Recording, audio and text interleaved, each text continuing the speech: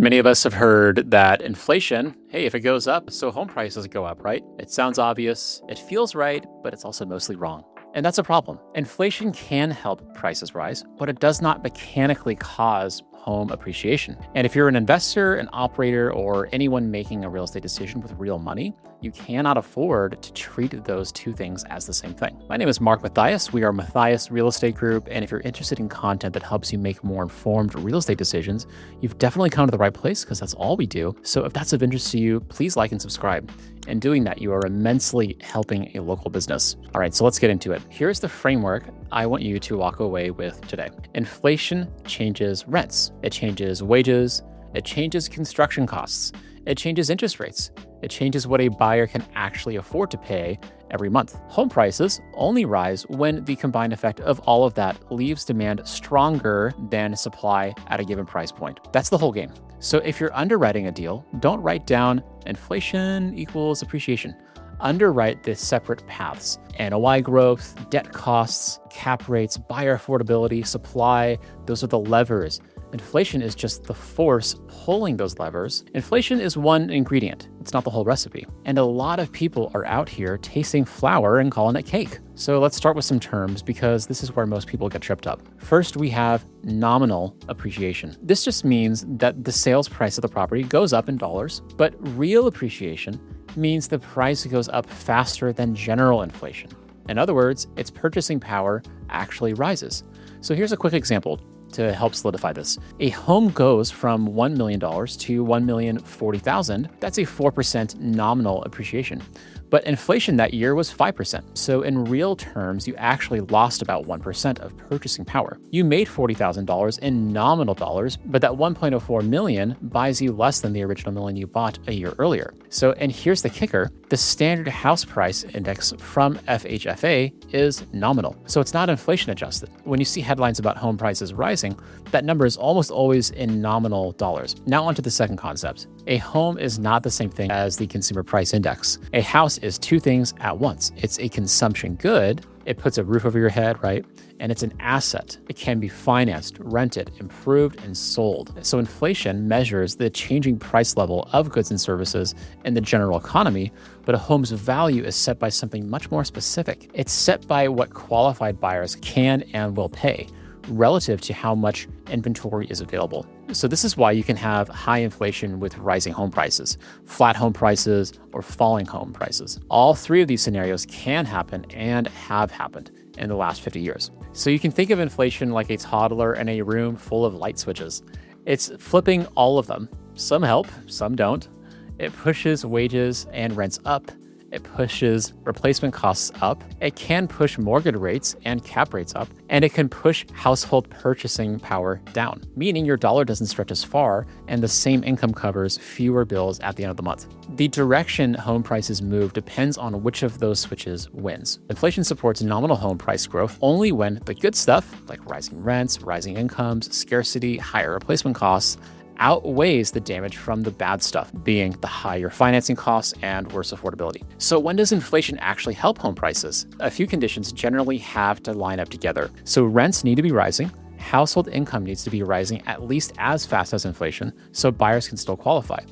And the mortgage rates need to stay manageable or ideally decline. Inventory needs to stay tight. New construction needs to stay constrained because higher material and labor costs limit the new supply. Jobs and population and household formation need to be growing. Owners need to have low fixed rate mortgages that keep them locked into their homes, which keeps resale inventory tight. And credit needs to stay available so buyers can actually get loans. When all those factors line up, inflation can absolutely support higher nominal prices. Now, let's talk about two specific channels where this works. So first, rents and NOI. For rental property, inflation can pass through into rents over time, assuming the tenant's wages and local demand can bear it.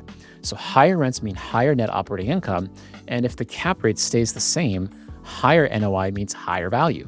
So second, replacement cost. So for owner-occupied home prices, when construction inputs rise, think of like labor, land, permits, the cost to build a substitute home then goes up. And if the local market already has limited land and restrictive zoning, that higher replacement cost puts upward pressure on existing home prices. And so there's also a third channel that benefits existing owners specifically, fixed rate debt. If you have a 30-year fixed mortgage, your principal and interest payment is locked in nominal dollars. As wages and rents and prices rise around you, your payment stays the same. So in real terms, your debt gets cheaper every year. A landlord watches rents rise while debt service stays flat. A homeowner gets raises while the mortgage payment doesn't move. Inflation quietly transfers wealth from lenders to borrowers with long duration fixed rate debt. That's a real benefit, and this is important. It helps the existing owner. It does not guarantee the next buyer can afford the home at a higher price, especially if mortgage rates rose along with inflation. Which brings us to when inflation hurts prices. Inflation becomes damaging when affordability deteriorates faster than incomes and demand can adjust. So the main channel is interest rates. When inflation runs hot or looks persistent, markets demand higher yields and central banks tighten. So mortgage rates rise. And higher rates mean higher monthly payment for that same loan amount, which means the buyer can borrow less. So for example, on an $800,000 loan, today's 30-year fixed is running around 6.5%. At 6.5%, the monthly principal and interest is about $5,057. If we're at, say, 7%, it's about $5,322. That's an extra $265 a month for the same loan. So push it to 7.5%, which can happen, you're at about $5,594 a month. That's over $500 more every month than at 6.5%. And that's for the exact same house. If income doesn't rise to cover that, the buyer has four choices. They can either bring more cash, buy less house, accept a higher payment, or walk away. That's how inflation can quietly break home values. There are other ways inflation can hurt too. Real wages can fall if pay rises slower than prices. Unemployment can rise after the Fed tightens. Consumer confidence drops. Lenders get stricter. Higher credit scores, lower debt-to-income limits, bigger down payments are required.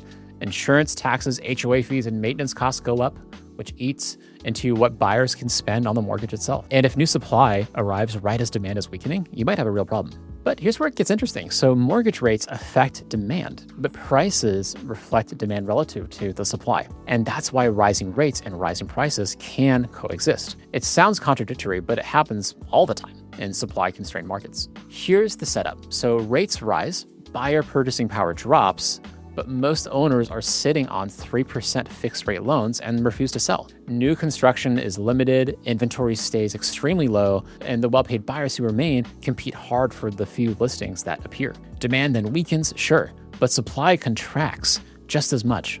The result is low transaction volume and flat to rising prices, not a crash. In California, as of March of this year, the state's Legislative and Analyst's Office reported that about 76% of homeowners have mortgage rates below 5%. That's the lock-in effect. That's why the market hasn't broken.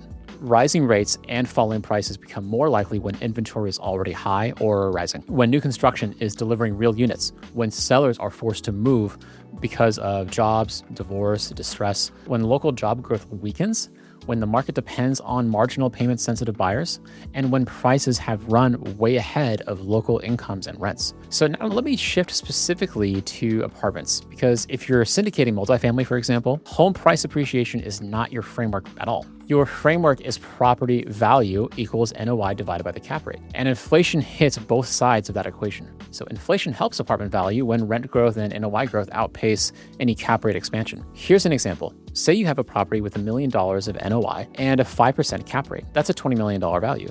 So if inflation and demand push NOI up 5% and the cap rate stays at 5%, the new value is $21 million. You just made $1 million. But watch what happens if financing costs push cap rates out. So the same NOI growth, 5%, but the cap rate moves from 5 to 5.5. Now that $1,050,000 of NOI divided by 5.5% is about $19.1 million. Even though your NOI went up, your value dropped by roughly $900,000 from the original $20 million. This is why rents are rising, does not automatically mean the building is worth more today. Inflation might grow your revenue, while higher rates and higher required investor yields expand your cap rate enough to wipe that growth out. NOI is one lever. Cap rate is the other. Miss the second one, and you can grow your income and still lose value. So here's a practical framework. When inflation news comes out, don't try to predict price direction from CPI alone. Ask these 6 questions instead. The first question, 1, is this inflation driven by wage growth and healthy demand, or by supply shocks? Wage-supported inflation is generally better for housing than inflation that drains household budgets. The second question, are rents growing and can they keep growing? For apartments, use local effective rent growth, concessions, occupancy, and competitor supply, not national CPI. Third question, what's happening to mortgage rates and financing availability? Translate rate movements into an actual payment for your actual target buyer. I wouldn't jump from rate changes straight to price predictions. 4, are incomes keeping up with all-in housing costs? And all-in means principal, interest, property tax, insurance, HOA, maintenance, not just the purchase price. 5, is inventory expanding or is it contracting? Look at active listings, months of supply, new listings, price cuts, days on market, permits, and completed construction. 6, what's local demand doing? Not national, local. Jobs, migration, household formation, major employers, zoning, sub-market specific supply. National inflation is just background context. It is not a local price forecast. So here's the clean mental model I want you to take away. Inflation supports nominal home prices when it raises incomes, rents, and replacement costs more than it raises financing costs and hurts affordability, and when supply stays constrained. Inflation hurts home prices when the rates damage, income damage, and affordability damage outweigh rent growth and scarcity, especially in markets where inventory can rise or employment can weaken. The best indicator is not whether inflation is high or low. The best indicator is whether the marginal qualified buyer in your specific market has more or less monthly purchasing power, while the number of homes or units for sale is moving up or down. That's the question. So answer that and you'll be right a lot more often than people starting at CPI headlines. Now, if you're sitting on a property and trying to figure out what inflation rates and this market actually mean for your specific situation, whether that's a home, a rental, or even an apartment building you're thinking about buying or selling, that's exactly the conversation we have every day at Mathias Real Estate Group. So if you want to talk through it with someone who underwrites these levers for a living, the link to schedule a consultation is in the description below. Book a time, totally free, and you'll walk away with a clearer read on your own numbers than any headline is going to give you. If this is useful, please do me a favor. Please hit like and subscribe, and I'll see you on the next one.